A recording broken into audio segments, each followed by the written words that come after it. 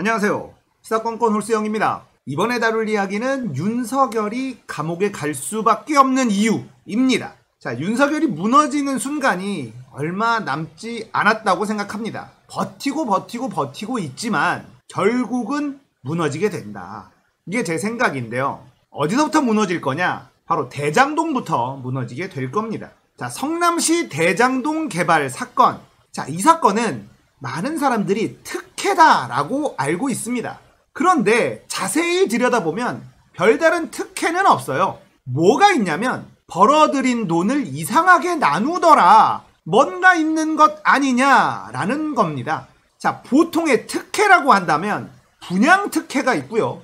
인허가권에서의 특혜가 있습니다. 지금 성남시 대장동에 무슨 특혜 분양이다 이런 얘기들은 없잖아요. 그렇다면 인허가권 내에서 어떤 특혜를 받았던, 그리고 보통 인허가권에서의 특혜는 이 인허가권을 가진 지자체장의 금품 이쪽으로 결론이 나게 됩니다. 그렇다 보니 대장동 개발, 화천대유 이게 몸통이 이재명이다. 이재명이 돈을 안 받았을 리 없다.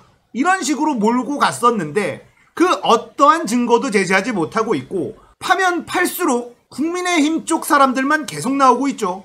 50억 클럽, 100억 계속 나옵니다. 자, 이걸 계속 파다 보니까 결국은 윤석열까지 가게 됐어요. 자, 윤석열이 어디서 튀어나오느냐? 부산저축은행 부실 대출 사건. 이 사건이 그 당시에 꽤나 유명한 사건이었습니다. 자, 성남 대장동 여기 개발에 초창기 자금을 부산저축은행에서 대출을 해줬어요. 남욱, 정영학 이런 사람들이 초기에 부산저축은행으로부터 1,800억의 대출을 받습니다. 이 1,800억을 종잣돈으로 해서 대장동 땅들을 사 모으기 시작합니다. 자, 이 당시 부산저축은행이 이 건 말고도 부실 대출 때문에 얘기가 커졌었거든요. 관련자들이 전부 다 구속되고 난리가 났었던 그런 사건인데, 이 당시에 주임검사가 윤석열이었거든요. 근데 대장동 대출 1,800억 원만 수사를 안 했습니다. 왜 그랬을까? 왜 안 했을까? 냄새가 나죠? 이 당시는 MB 때 윤석열이 쿨했다라고 회상하던 바로 그 시절, 남욱, 정영학 이런 인물들이 부산저축은행에서 1,800억을 대출을 받고 대장동 땅을 사들이고 있었던 그 시절, 그때는 LH가 이 지역을 공공개발을 하려고 했을 때였습니다. 그런데 이들은 어떻게 이렇게 큰 돈을 대출을 받고 여기에 땅을 사들이고 있었을까? 믿는 구석이 있었기 때문이다 라고 추측할 수가 있겠죠. 여기는 결국은 LH가 손을 떼고 민간 개발이 들어갈 거다. MB의 꼼꼼함 잘 알잖아요.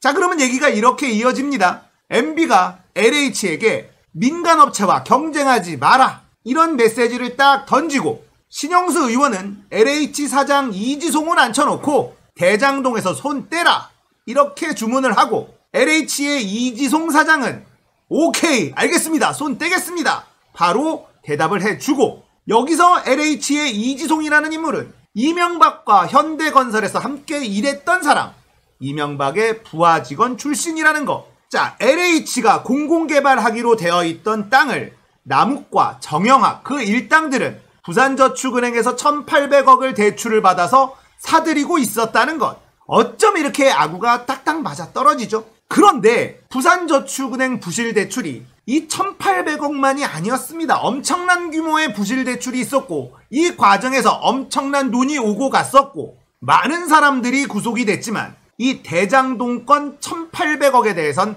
아예 수사조차 하지 않았습니다. 이 당시의 주임검사 윤석열, MB, 윤석열, LH, 그리고 대장동 이렇게 엮여있는 겁니다. 어떤 간 큰 사람이 LH가 공공개발을 하려는 땅을 저축은행에서 1,800억을 대출을 받아서 사들이려고 할 수 있겠습니까? 이들은 다 계획이 있었던 거예요.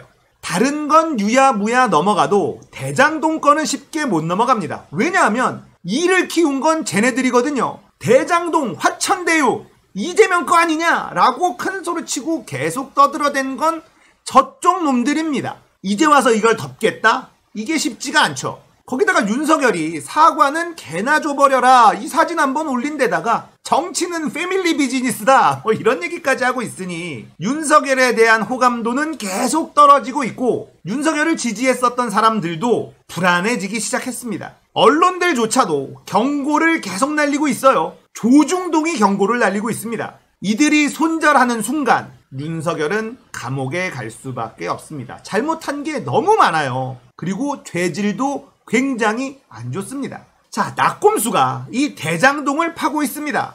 이걸 파다 보니까 결국은 윤석열까지도 이어지더라. 그렇다면 김만배의 누나가 윤석열의 집을 산 것이 우연이 아니다. 대장동 개발에 윤석열도 지분이 있다.